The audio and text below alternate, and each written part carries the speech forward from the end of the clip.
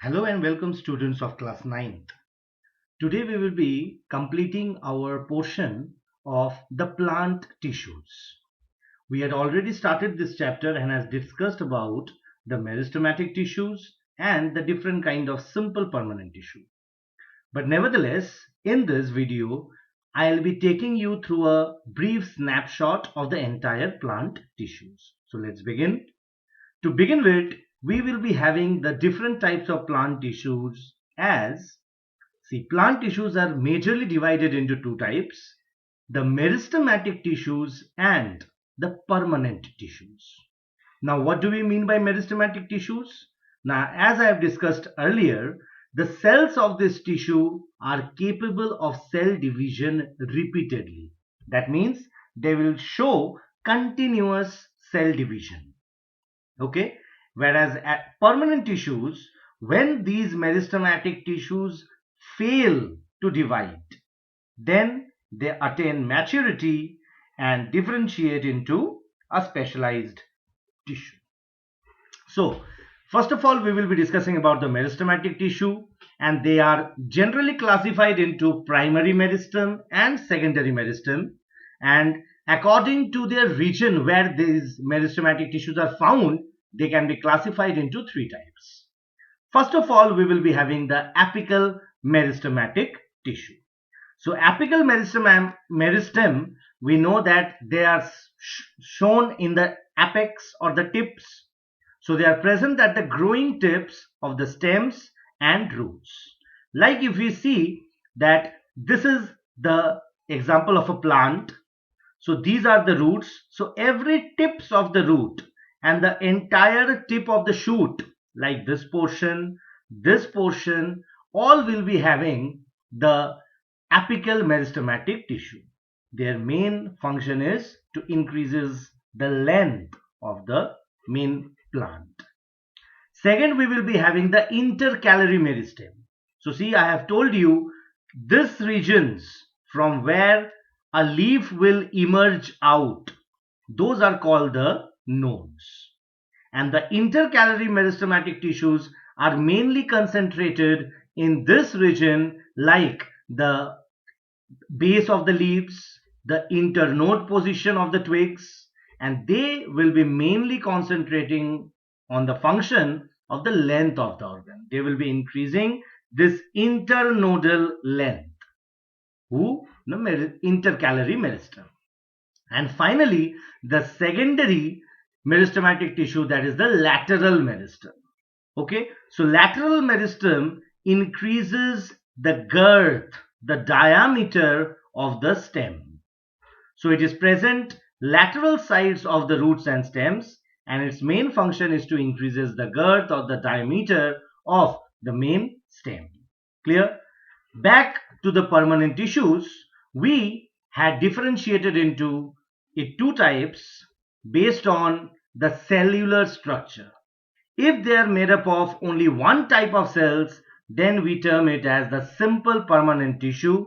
And when the permanent tissues are made up of more than one cells, they are said to be the complex permanent tissue. So let us have a look into our second slide, in which I have discussed only about the simple permanent tissue. So again, revision, permanent tissue किसको बोलेंगे? जब meristematic tissues mature हो जाएगा, मतलब वो cell divide नहीं कर पाएगा, और then the meristematic cells will be differentiated into according to different kind of functions, and they will be becoming the permanent tissue. Simple permanent मतलब न परमानेंट टिश्यू जो कि सिर्फ और सिर्फ एक ही टाइप ऑफ सेल से बना हुआ है, उसको हम लोग नाम देते हैं simple permanent tissue. And we have three types of simple permanent tissue, that is the parenchyma, collenchyma and the sclerenchyma. ठीक, तो parenchyma जो हम लोग बात करेंगे, इसका डायग्राम भी हम लोग देख लेते हैं. Now parenchyma are the living cells which provide support to the plant and also store food. Why do they are modified storage organs in them? Because they have a large central vacuole. ठीक है, तो vacuole बहुत बड़ा होता है, about 80 to 90% of the cell बनाता है कौन? The vacuole. तो इसीलिए ये काफी हद तक फूड स्टोर कर सकता है, ठीक है।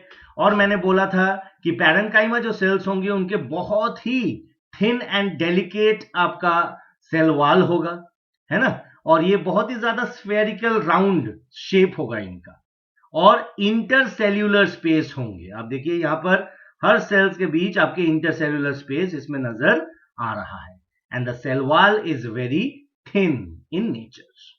क्लियर है? ठीक। So plants provide the like storage organs. अगर पैरेन्काइमा के अंदर क्लोरोफिल होता है तो उस टाइप ऑफ पैरेन्काइमा को हम लोग नाम देंगे क्लोरेन्काइमा। क्लियर? और अगर इस पैरेन्काइमा टिश्यूज के अंदर लार्ज एयर कैविटीज प्रेजेंट होता है तो उस टाइप ऑफ पैरेन्काइमा को हम लोग नाम देंगे एरेन्काइमा। ठीक। तो देख लेते हैं एक example. This is your water hyacinth, और ये water hyacinth generally it is a floating plant which floats over water. अगर मैं इसके जो ये स्टेम्स है, ये स्टेम्स को अगर एक क्रॉस सेक्शन काट के देखूं तो आप देखिए काफी सारे यहां पर एम्प्टी स्पेसेस नजर आ रहा है या एयर फिल्ड कैविटीज नजर आ रहा है। ठीक। और इस कैविटी के वजह से जब हवा इसके अंदर आ जाता है तो वेट बिकम्स वेरी लाइट। इतना ही हल्का बना देता है कि उसको आसानी से फ्लोट करने में सक्षम हो जाता है। क्लियर है? ठीक। So aerenchyma are what are they? ना special type of parenchyma tissues where the intercellular spaces are filled with air. Clear है? Large air filled cavities present होगा, so it gives the plant up buoyancy, मतलब upthrust, ऊपर की तरफ एक pressure रहेगा ताकि पानी के अंदर वो डूब ना जाए प्लांट्स, और वो रिमेन फ्लोट कर सकता है। क्लियर है? Next we will be talking about the collenchyma. Collenchyma के हम क्या जानना पड़ेगा ना? They are the cells, they are also living. So both parenchyma and collenchyma consist of the living, elongated and irregularly thickened with little intercellular space. मैंने बोला था कि जो इंटरसेल्यूलर स्पेस होगा वो बिल्कुल भी नहीं होगा इसके अंदर, अगर होगा भी तो बहुत ही कम होगा। क्लियर? और जो आपके सेल वॉल है वो सेल वॉल इरेग्युलरली थिकेंड होगा। ठीक। इसका सेल वॉल किससे बना हुआ है? सेल्यूलोज से बना हुआ है, और इसका सेल वॉल बना हुआ है सेल्यूलोज, हेमीसेल्यूलोज और पेक्टिन। और ये जो हेमीसेल्यूलोज और पेक्टिन है ये कॉर्नर्स में बहुत ज्यादा थिकेंड बना देता है। देखिए हर कॉर्नर्स में आपका डीप ब्लैक कलर स्पॉट नजर आ रहा है, which seems that the corners are highly thickened than the sides. Clear? Collenchyma का मेन काम क्या होगा ना? It will provide mechanical support to the plant. Clear है? जैसे सपोज करिए जो मैंने बताया था कि आपका प्लांट लीफ जो बेंड होता है उस इजी बेंडिंग में आपका कौन मदद करता है? Collenchyma tissue. Clear? So it provides mechanical support as well as flexibility to the plants. अब अगर बात करेंगे हम लोग स्क्लेरेनकाइमा, सबसे पहले हमें याद रखना है स्क्लेरेनकाइमा जो है they are dead cells. Clear? वो हो सकता है नैरो, हो सकता है thickened, but the cell wall will be made up of lignin. तो और एक बार यहां पे पैरेन्काइमा के अंदर सेल वॉल बना हुआ है सेल्यूलोज, कोलेनकाइमा के अंदर है सेल्यूलोज, हेमीसेल्यूलोज और पेक्टिन। ठीक। और इन दोनों के वजह से आपके ये दोनों लिविंग है। स्क्लेरेनकाइमा हो जाएगा thickened with lignin, so they are dead. Clear? And it provides the strength and hardness to stiffness of the plant. ठीक है? ये एक मैकेनिकल हार्डनेस देगा, उसको सख्त बनाएगा। कौन? Sclerenchymatous tissue. Clear? So they are all dead cells. यहां पर हमें एक दो चीज और भी पता चल रहा है। देखिए ये जो खाली जगह अंदर नजर आ रहा है, this is called the lumen. ये जो अंदर कैविटी नजर आ रहा है ये आपका जहां पे पहले ये साइटोप्लाज्म हुआ करता था, बट क्योंकि ये डेड सेल्स हो गए तो ऑल द साइटोप्लाज्म और protoplasm has moved out through this pits. इस नैरो स्पेस को हम लोग क्या बोलेंगे? पिट्स। ठीक है, और इसका जो सेल वॉल है वो बहुत ही स्टिफ हो जाता है, बहुत ही थिक हो जाता है। क्यों? किससे बना हुआ है? Because they are made up of lignin. Clear? So this is your sclerenchyma tissue. सो ये हमारा सिंपल परमानेंट टिश्यू कंप्लीट हो गया। अब हम लोग कॉम्प्लेक्स परमानेंट टिश्यू जाने से पहले एक नया टॉपिक थोड़ा सा पढ़ लेंगे about the protective plant tissues. कुछ प्लांट टिश्यू जिसका मेन ही काम है प्रोटेक्शन देना। किसको? प्लांट को देना। किससे देगा? From the abiotic and the biotic consequences in the environment. तो सबसे पहले प्रोटेक्टिव टिश्यू का मतलब क्या है ना? इसका यही मतलब है जो प्रोटेक्ट करेगा प्लांट्स को। किससे? ना? From the undue loss of water, excess water ताकि प्लांट से बाहर ना निकल जाए, वो ये सबसे ज्यादा मदद करेगा। और hence they will be helping the plant to retain adequate water in them, ताकि प्लांट बहुत ज्यादा पानी को अंदर रखने में सक्षम रहे। ठीक है, तो चलिए देखते हैं कितने प्रकार के होते हैं ना। आपको याद रखना पड़ेगा, there are two types of protective tissues. First of all we will be learning about the epidermis. Epi मतलब ऊपर, डर्मिस एक्चुअली डर्म शब्द आया है स्किन से। ठीक, तो आपका जो बॉडी स्किन के जो ऊपर लेयर है, that is also we can say they are made up of epidermal cells, but epidermis हम लोग जनरली इस्तेमाल करते हैं प्लांट्स के लिए। ठीक, सो देखिए, this is the outer cell wall, और इसके यहां पर जो सिंगल लेयर में आपके सेल्स है, they forms the outer most layer of the plant body. Clear है? Be it the stem, be it the leaf, so ये आपके हो जाएंगे the epidermal cells. So single layered cells जिनके अंदर कोई भी इंटरसेल्यूलर स्पेसेस नहीं होगा। Again, the single layered cells without the intercellular spaces, and it makes the outermost layer in the plants. ठीक है, कोई दिक्कत है? तो obviously it will be protecting all the parts of the plant. Next, aerial parts जो है, generally आपके जो shoot portion है which remains in the air, यहां पर जो एपिडर्मल सेल्स है वो एक वैक्सी मतलब मोम जैसा वाटर को रेजिस्ट करने वाला लेयर से वो ढका हुआ रहेगा, the aerial parts, the outer surface, जो इसको प्रिवेंट करेगा। किससे? लॉस ऑफ वाटर से प्रोटेक्ट करेगा, माइक्रोब्स से प्रोटेक्ट करेगा, कोई भी इंजरी से प्रोटेक्ट करेगा। दोबारा मैं आता हूं, एपिडर्मल जो सेल्स होंगे, इस एपिडर्मल सेल्स कहां के? रूट में भी एपिडर्मल सेल्स होंगे, शूट में भी एपिडर्मल सेल्स होंगे, but the aerial part will be the shoot which will be bearing the stem, the leaves, the branches, fruit, clear, flower, each and everything. So the aerial parts के अंदर जो epidermal cells है वो एक वैक्सी मोम जैसा water को resist करने वाला एक आपका आउटर सरफेस से ढका हुआ होगा। क्लियर है? और ये जो आपका क्यूटिकल या वैक्सी लेयर है, ये उस प्लांट को प्रोटेक्ट करेगा from the loss of water, microbes and any kind of injury. Clear? Next, कभी कभार लीव्स के ऊपर यही एपिडर्मल सेल्स के अंदर स्मॉल स्पोर्स होते हैं, उस स्पोर्स को हम लोग नाम देते हैं स्टोमाटा। आप देखिए यहां पर ये किसका पत्ता है? This is the leaf of a lemon. Clear? Lemon tree का एक लीफ है जिसका हम लोग यहां पर दिखाया है कि presence of the tiny pores, microscopic pores जो खुले आंखों से दिखेगा नहीं। ठीक, उसको जूम करके अगर देखेंगे तो हमें ऐसा एक स्ट्रक्चर मिलेगा जिस स्ट्रक्चर को हम लोग नाम देंगे स्टोमाटा। अब काफी बार ये नाम जो है स्टोमाटा, ये पहले के क्लासेस में भी पढ़ के आए हैं। ठीक है, और ये स्टोमाटा जो होगा, दिस इज द स्टोमाटल पोर। ये स्टोमाटल पोर क्या करेगा?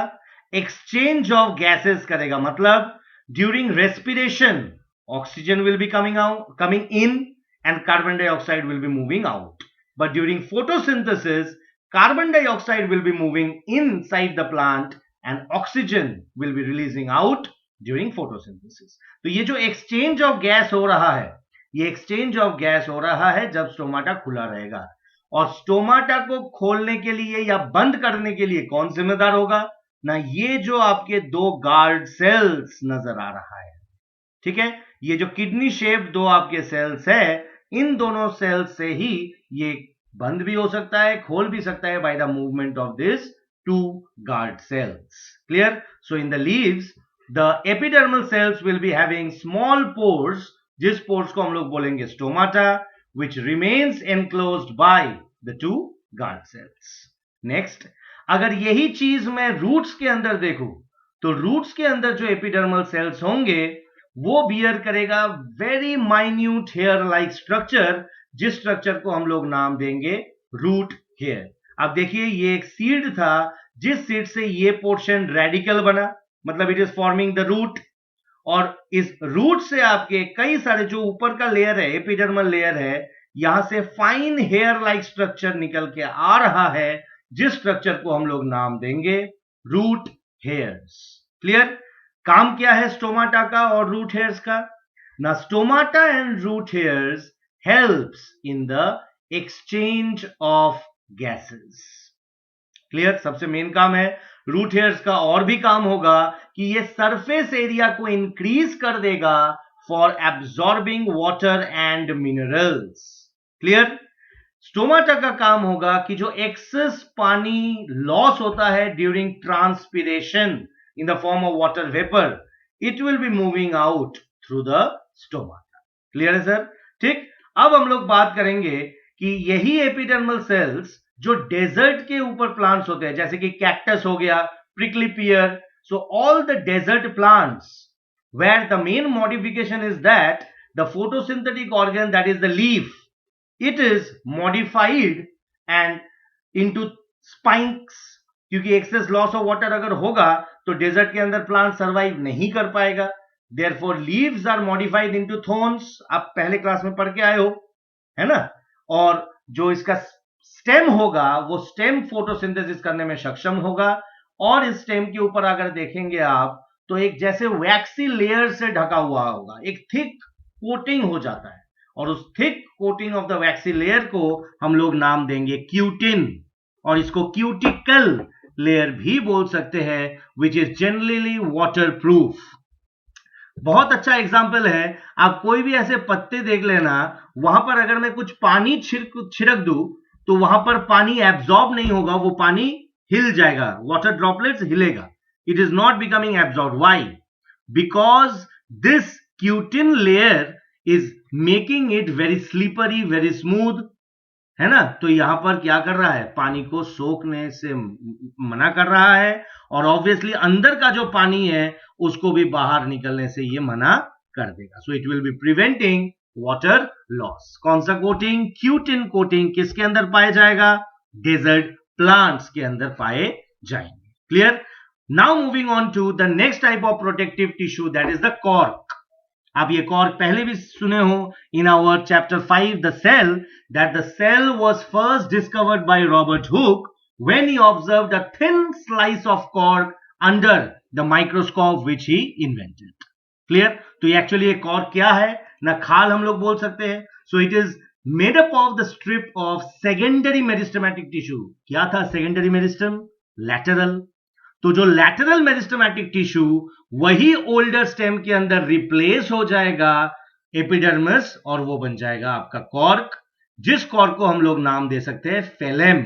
Clear? So cells of the cork जो होगा वो डेड हो जाएगा, और इसके अंदर कोई भी इंटरसेल्यूलर स्पेसेस नजर नहीं आएगा. देखिए ये जो खाल नजर आ रहा है, क्लियर है? आसानी से ये निकल भी जाता है मेन प्लांट से. सो this is nothing but the cork. Clear? और हमें पता है कॉर्क का स्ट्रक्चर कैसा है? हनीकॉम्ब लाइक स्ट्रक्चर, है ना? तो there are no intercellular space. देखिए ये माइक्रोस्कोप के अंदर दिखाई दे रहा है. So it forms the bark of the tree, जो सेवरल लेयर्स थिक हो जाता है. ठीक? और इस सेल वॉल के अंदर एक सब्सटेंस रहता है जिसको हम लोग नाम देते हैं सुबेरिन, जो इस लेयर को वाटर और गैसेस से इम्परमिएबल बना देता है. ठीक? कोई दिक्कत? अब हम लोग आ जाएंगे लास्ट पोर्शन के अंदर, that is discussing about the complex permanent tissue. Complex permanent tissue के अंदर सबसे पहले जो हमें पॉइंट याद रखना पड़ेगा, how is it different from the simple permanent tissue? The simple permanent tissue was made up of only one type of cells, whereas the complex permanent tissue is made up of more than one type of cells. Clear है? और complex permanent tissue के अंदर कौन से दो tissues होंगे ना, इन दोनों टिश्यू को मैं एक साथ नाम क्या देता हूं, they are also known as the vascular bundles. And what does the vascular bundle comprises of? It comprises of the xylem and the phloem. Now what do we mean by the xylem and phloem? Xylem जो होगा वो याद रखिएगा, आप पहले भी शायद ये नाम सुन के आए हो पहले क्लासेस में, कि xylem is a tissue in the plant which helps water and minerals to move up into the plant from the roots to the upside. Clear है? ठीक, तो ये जो xylem होगा, this is responsible for transporting water and minerals from नीचे से लेके, soil से roots है, roots इस water और minerals को acquire करेगा, और through the xylem tissues this water and minerals will be moving up to the photosynthetic organ. क्योंकि जो photosynthetic organ होगा उसको पानी का जरूरत पड़ेगा फोटोसिंथेसिस करने के लिए, तो वो पानी तो है नीचे सॉइल में, वो कौन लेके जाएगा ना, that water will be absorbing by the roots and it will be moving up the plant through the xylem. याद रखिएगा. Similarly अगर मैं phloem की बात करूं तो जो खाना बन गया फोटोसिंथेटिक ऑर्गन के अंदर, be it the leaf, be it the stem, ठीक, क्योंकि कुछ ग्रीन स्टेम्स भी होंगे जिनके अंदर आपका क्लोरोफिल होगा, तो वो भी खाना बनाने में सक्षम होते हैं, है ना. तो वो जो फोटोसिंथेटिक ऑर्गन्स के अंदर फूड बन रहा है, वो फूड अब जहां जहां रिक्वायर्ड होगा हर प्लांट बॉडी में ले आने के लिए कौन जिम्मेदार होगा, कौन सा tissue, that will be the phloem. So materials can move in both the direction, upward downward, हर जगह मूव करके हर एक लिविंग सेल के पास वो खाना पहुंचाने का काम करेगा phloem. Clear? So it will transport the food from the leaves. यहां पे लीव्स बोला है, मैं बोल रहा हूं कि कोई भी photosynthetic organ, that organ which can undergo photosynthesis, वहां से खाने को लेके और हर जगह पे हर टिश्यू के अंदर वो भेज देता है. ठीक है, that is the phloem. Clear? अब हमें यहां पर देखना है कि जाइलेम के अंदर कौन से टाइप ऑफ, क्योंकि हमें पहले ही पता हो गया कि ये कॉम्प्लेक्स टिश्यू है, so xylem will be made up of more than one type of cells. So there are 4 different type of cells which make up the xylem, and there are 4 different type of cells which make up the phloem. So what are the 4 different type of cells? Let us have a look. It will be the tracheids, the vessels, और ये tracheids और vessels मिला के ही हो जाता है the water conducting tissue of the xylem. क्या बोला मैंने, नोट करिएगा वहां पर, tracheids और vessels, ये दोनों को मिला के हम लोग बोलते हैं कि they are the water conducting tissues. Clear? ये सारे जितने भी आप यहां पर सेल्स देख रहे हैं, इन सब में सिर्फ और सिर्फ जो लिविंग सेल है, that is the xylem parenchyma. The xylem parenchyma is the only living cell in the entire xylem. Clear? And finally we will be having the xylem fibres that are the sclerenchymatous tissue which are present in the xylem. ठीक वैसे ही अगर मैं phloem की बात करूं, phloem के अंदर भी सीव ट्यूब्स होंगे, कंपेनियन सेल्स होंगे, तो ये दोनों मिला के आपका फूड कंडक्टिंग टिश्यू बनता है. ये दोनों मिला के वाटर कंडक्टिंग टिश्यू बना था. सीव ट्यूब्स और कंपेनियन सेल्स मिलके बनता है द फूड कंडक्टिंग टिश्यू, जो फूड को लेके जाएगा from the source to the place of the requirement of that food. Again, इन चारों में से जो ये phloem parenchyma है, they are the only living, and along with the phloem fibers will be the dead cells. Clear? Now let us have a look of the xylem.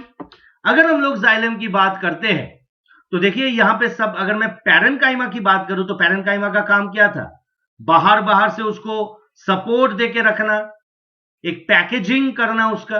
तो इसके बाहर जो सेल्स होंगे, दो sales which will pack the entire structure of the xylem vessel and the tracheids, that will be your xylem parenchyma. Clear?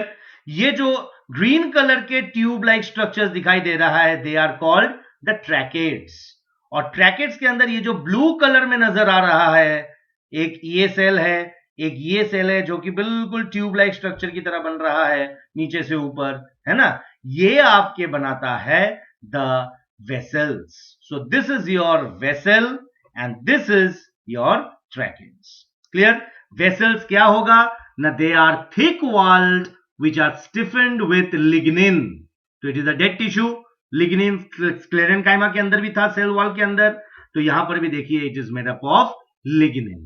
Clear? और यहां पर arrow दिखाई दे रहा है, जिस एरो से हमें पता चल रहा है कि वाटर एंड मिनरल्स जो है they are moving only in one directional, जिसको यूनिडायरेक्शनल मूवमेंट भी बोल सकते हैं, that is from the roots to the different photosynthetic organs. तो this is all about the xylem. अगर हम लोग फ्लोएम की बात करते हैं तो फ्लोएम के अंदर भी सेम फ्लोएम पैरेन्काइमा तो बाहर बाहर इसको पूरा प्रोटेक्ट करके रहेगा, इसको पैक करके रहेगा अच्छी तरह, और मेन काम करेगा the companion cells and the sieve tubes. Which are the companion cells? Companion cells हो जाएंगे ये जो ब्लू कलर सेल्स आपको दिखाई दे रहा है. So they are the companion cells. Clear? इनके साथ साथ जो मेन आपका ट्यूब होता है जो खाने को ऊपर और नीचे लेके जा सकता है, they are the sieve tubes. And minded, sieve tubes जो है ये आपके लिविंग भी होते हैं. क्लियर? यहां पर देखिए दोनों में अगर मैं डिफरेंस बात करूं, यहां पे कोई भी वॉल नहीं था, तो there are no end walls, whereas यहां पे एंड वॉल्स आर प्रेजेंट. और वॉल्स कैसे है? देखिए छेद है, जैसे छलनी होता है, छलनी में काफी सारे पोर्स होते हैं, ठीक? तो वो पोर्स में क्या होता है, जो भी चीजें हैं वो आपके according to the particle size वो अलग होता है. तो ठीक यहां पर भी ये जो आपके एंड वॉल्स है ऑफ द सीव ट्यूब्स, ये एंड वॉल्स के अंदर परफोरेशंस होता है, मतलब टाइनी पोर्स होते हैं.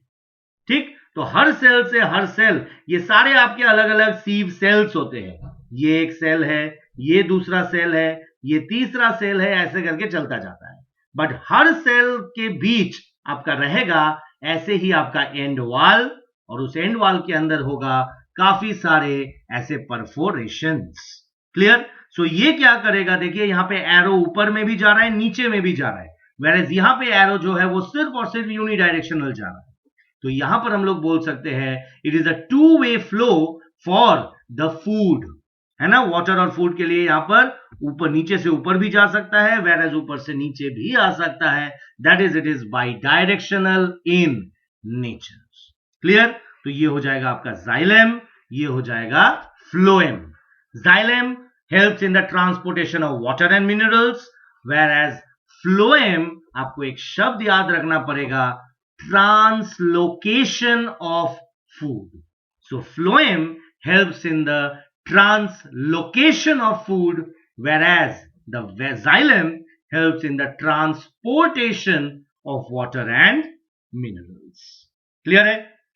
आपका काम होगा ये पूरा का पूरा जो प्लांट टिश्यूज हम लोग पढ़े हैं इसको अच्छी तरह आप रिवाइज करिए. अगर कोई भी छोटा मोटा आपको टॉपिक समझ में नहीं आया है तो feel free to ask me. Clear hai? Because on Saturday we will be having a test on this chapter. Clear? I'll be giving you a MCQ questions and you will be giving the test on Saturday. Clear? So till then, thank you. In our next class from Monday, I'll be starting the animal tissues. Clear? Thank you.